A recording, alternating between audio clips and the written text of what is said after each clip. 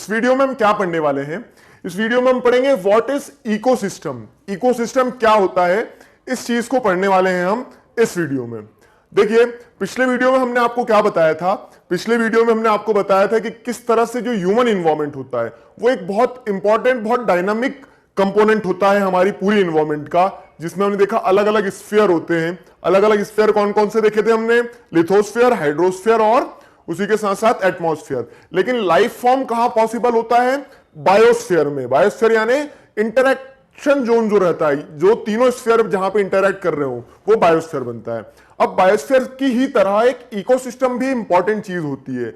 सवाल यही आता है व्हाट इज इकोसिस्टम। आप भी यही पूछेंगे कि है क्या इकोसिस्टम। तो देखिए, जो डेफिनेशन आपको बॉक्स में दी है ग्लॉसरी में, ठीक है, उस डेफिनेशन को पढ़िएगा, समझिएगा। वो डेफिनेशन बहुत अच्छी डेफिनेशन है। उस डेफिनेशन में पूरी कहानी आपको समझ में आ जाएगी इकोसिस्टम क्या होता है। आइए समझाते हैं वो। तो देखिए क्या है, a system formed by the interaction of all living organisms. All living organisms मतलब क्या है? उसमें मछली भी आ जाती है, शार्क भी आ जाती है, हम भी आ जाते हैं, शेर भी आ जाता है, सब आ जाते हैं। तो क्या होता है, एक सिस्टम जो किसके द्वारा बना हुआ है? Formed by the interaction of all living organism. जितने भी लिविंग ऑर्गेनिजम्स हैं उनके द्वारा एक जो सिस्टम बनाया जाता है with each other and with physical and chemical factors of the environment. ये भी इंपॉर्टेंट चीज है। अब ये सिस्टम कैसे बनता है, तो देखो इसका एग्जांपल मैं समझाता हूं आपको। जैसे क्या है, हम हैं इंसान, लिविंग ऑर्गेनिज्म है, जिंदे हैं ना हम लोग, ठीक है। तो लिविंग ऑर्गेनिज्म हो गया, और उसी तरह से क्या है, उसी तरह से मान लीजिए एक हमारे पास में क्या है, हमारे पास में एक मान लीजिए गाय है, ठीक है। गाय भी एक लिविंग ऑर्गेनिज्म हो गई है। तो अब हम दोनों ने मिलकर एक सिस्टम कैसे बनाया है कि हमारा जो फिजिकल और केमिकल फैक्टर्स है आजू बाजू, फिजिकल फैक्टर्स जैसे क्या है, मुझे खाने के लिए क्या चाहिए रहेगा? मुझे खाने के लिए अनाज चाहिए रहेगा, गेहूं।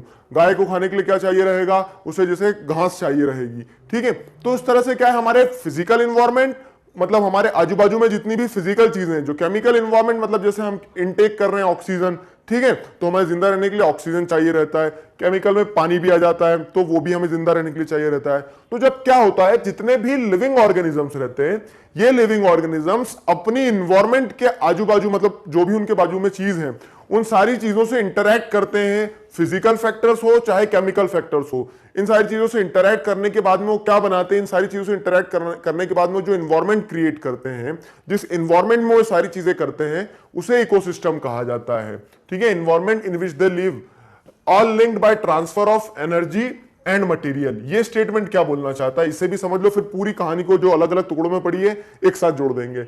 All linked by transfer of energy and material का मतलब ये होता है, जैसे क्या होता है कि अभी एनर्जी किसके अंदर थी? उस अनाज के अंदर। जो अनाज में अब क्या करने वाला हूं? कंज्यूम करने वाला अनाज, यानी जैसे वीट हो गया। तो अभी तक क्या है, वीट के अंदर एनर्जी है। वीट के अंदर एनर्जी किस फॉर्म में है? वीट के अंदर एनर्जी इस फॉर्म में है कि वीट के अंदर आप देखोगे प्रोटीन है, वीट के अंदर क्या होगा, वीट के अंदर कार्बोहाइड्रेट्स होंगे, तो वो एक एनर्जी है, ठीक। All linked by transfer of energy and material, ये समझाता हूं। तो अब क्या होता है कि मुझे अगर सरवाइव करना है तो मुझे क्या करना होगा? उस वीट को कंज्यूम करना होगा, खाना होगा उस वीट को। अब जब मैं उस वीट को खा लूंगा, उस अनाज को खा लूंगा, तो एनर्जी किसके अंदर आ गई? मेरे अंदर आ गई ना। तो वही चीज होती है यहां पे, all linked by transfer of energy and material. Material यानी वो वीट खा गया मैं।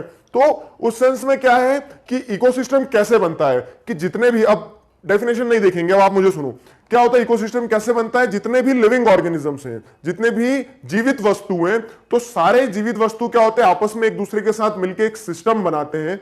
इन्वायरमेंट से वो फिजिकल और केमिकल फैक्टर्स को क्या करते हैं? यूज करते हैं, ताकि वो क्या कर सके? जिंदा रह सके। अब वो जिंदा रहने के लिए यूज करते हैं केमिकल फिजिकल फैक्टर्स, पानी पीते हैं, खाना खाते हैं। और जब वो ये चीज करते हैं तब क्या होता है? ट्रांसफर होता है एनर्जी का और मटेरियल का। आगे इस डेफिनेशन पूरी समझ में याद भी हो गई। तीन चीज ध्यान रखना, लिविंग ऑर्गेनिज्म, फिर क्या है लिविंग ऑर्गेनिज्म के बाद में केमिकल फिजिकल फैक्टर्स, और तीसरी चीज है transfer of energy and material. और इसी के साथ में आप इतनी अच्छी डेफिनेशन लिख दोगे जो 12th क्लास का बच्चा भी नहीं लिख पाएगा। तो आपने एनवायरनमेंट की एक परफेक्ट डेफिनेशन दे दी जो कि आपकी बुक में ही दी गई है। क्लियर है? तो ये होता है क्या? इकोसिस्टम। मैंने अभी एनवायरनमेंट कहा ना, तो उसको इकोसिस्टम करेक्ट कर लो। ये इकोसिस्टम होता है। तो व्हाट इज इकोसिस्टम? एक बार फिर से, a system formed by the interaction of all living organisms with each other and with physical and chemical factors of the environment in which they live, all linked by transfer of energy and material. आगे समझ में? तो ये simple सी definition थी जो बहुत valuable है। अब हम देखते हैं इस टॉपिक को अगर आगे पढ़ते हैं, आपकी बुक में भी दिया व्हाट इज इकोसिस्टम। तो टॉपिक कहां से स्टार्ट होता है? It starts with the story of Ravi. Ravi NCC camp पे गया है। कौन है रवि? तो वही जो चैप्टर की स्टार्टिंग में आया था, ठीक है, एक इमेजिनरी पर्सन जो हमने बनाया था। तो रवि की स्टोरी में हमने क्या देखा? रवि की स्टोरी में हमने ये देखा कि वो एक एनसीसी कैंप पर हैं और उनके फ्रेंड्स के साथ में हैं। तो अब उनके आपस में दोस्त जो रहते हैं, तो बारिश हो रही थी, बोलते हैं कि कितनी अच्छी बारिश हो रही है, ऐसा लगता है कि मैं अपने होम टाउन केरला में हूं। एक फ्रेंड ऐसा बोलती है कि मैं केरला में हूं और इतनी बारिश तो केरला में होती। फिर जो दूसरा फ्रेंड रहता है तो बोलता है कि मैं तो राजस्थान से हूं और राजस्थान में तो हमें बारिश देखने को नहीं मिलती है। तो बोलते हाँ राजस्थान में तो ऊंट होते हैं। तो बोलता है हाँ, ऊंट के साथ साथ वहां लेजर्ड भी होती है, फॉक्स भी होती है, ये सारी चीजें होती है।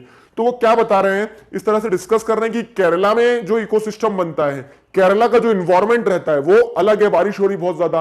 वहीं पे आप राजस्थान का देख रहे हो तो वहां पे बहुत कुछ अलग है, बारिश नहीं हो रही, वहां पे जानवर अलग है, वहां पे वेजिटेशन अलग है। राजस्थान में जो पेड़ पौधे रहेंगे बहुत कम होंगे, और होंगे भी तो कुछ ही टाइप के होंगे। केरला में जो पेड़ पौधे होंगे बहुत सारे होंगे और वो अलग टाइप के होंगे।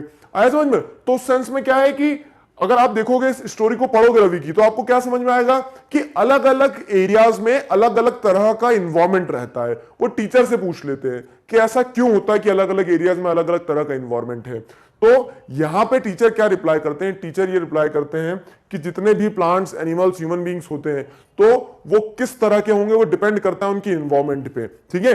अब इस चीज को मैं आपको समझाता हूं। देखो, तो all plants, animals and human beings depends on their immediate surrounding. Depends on their immediate surrounding मतलब क्या है कि वो कैसे एरिया में रह रहे हैं। कैसे एरिया में रह रहे हैं इन द सेंस, देखो ऊंट राजस्थान में क्यों रह पाएगा?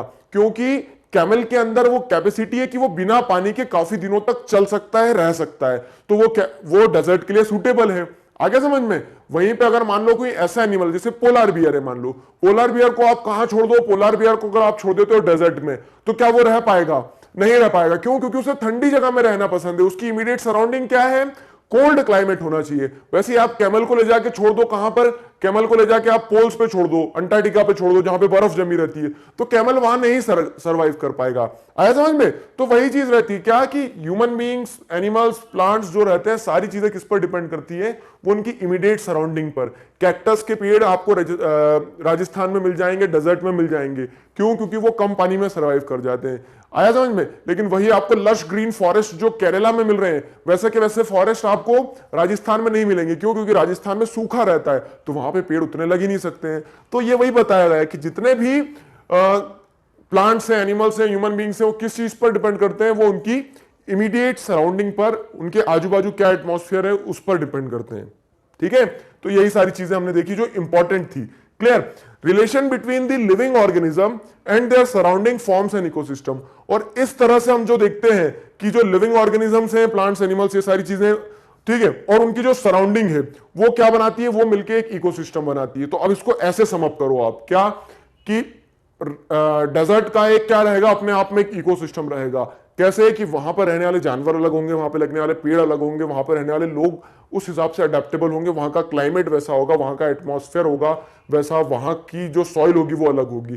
तो वो एक इकोसिस्टम बना लेगी, डेजर्ट इकोसिस्टम। आगे समझ में? अब आप सोचो कि एक मछली को आप डेजर्ट में ले जाकर रख दो तो वो रह लेगी क्या? वहां पे नहीं रह पाएगी। क्यों? क्योंकि मछली का जो इकोसिस्टम होगा, फिश का जो इकोसिस्टम होगा वो अलग होगा। उसे कैसा इकोसिस्टम चाहिए रहेगा? उसे एक तालाब चाहिए रहेगा, तालाब में उसके खाने के लिए कुछ थोड़ा बहुत होगा तो चल जाएगा, इस तरह से। तो हर इंसान का हर लिविंग ऑर्गेनिज्म का अपनी सराउंडिंग के साथ में क्या रहता है? अपनी सराउंडिंग के ऊपर वो डिपेंडेंट रहती है, depends on their immediate surrounding. और वो जो डिपेंडेंस रहती है वो मिलके क्या बनाती है? एक इकोसिस्टम बनाती है। डेफिनेशन हमने आपको बता दी है, एक्सप्लेनेशन पार्ट पे है। आगे समझ में? तो ये इकोसिस्टम बनता है। तो इकोसिस्टम के अगर एग्जांपल देखोगे आप, तो इकोसिस्टम के क्या एग्जांपल है? इकोसिस्टम के बहुत सारे एग्जांपल है हमारे साथ में। जैसे रेन फॉरेस्ट का एक इकोसिस्टम होता है। रेन फॉरेस्ट का कैसे इकोसिस्टम होता है कि जहां पे बहुत ज्यादा क्या होती है? बारिश होती है। अब बहुत ज्यादा बारिश होती है तो वहां का एक अलग इकोसिस्टम रहेगा, वहां के जानवर, वहां के पेड़ पौधे अलग रहेंगे। वैसे आप ग्रासलैंड, जो प्लेन एरियाज रहते हैं, वहां का इकोसिस्टम अलग होगा, वहां जानवर अलग होंगे, वहां पेड़ पौधे अलग होंगे, ठीक है। डेजर्ट का जैसे मैंने बताया, वहां का इकोसिस्टम अलग होगा।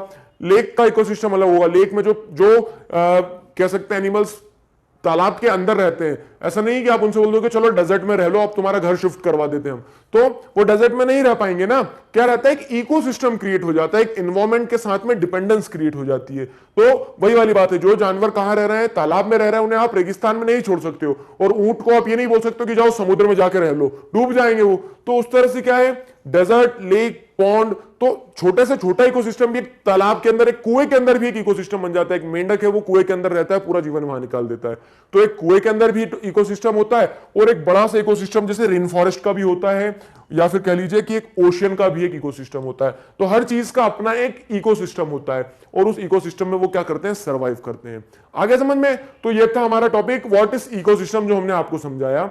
अब हम नेक्स्ट वीडियो में क्या पढ़ने वाले हैं, नेक्स्ट वीडियो में हम पढ़ेंगे ह्यूमन इन्वायरमेंट के बारे में, कि ह्यूमन इन्वायरमेंट क्या होता है। ठीक है, हमने नेचुरल इन्वायरमेंट देखा, नेचुरल इन्वायरमेंट के बाद में इकोसिस्टम देखा, अब हम ह्यूमन इन्वायरमेंट पढ़ेंगे। तो ह्यूमन इन्वायरमेंट क्या होता है, कैसे बनता है, वो हम आपको बताने वाले हैं नेक्स्ट वीडियो में।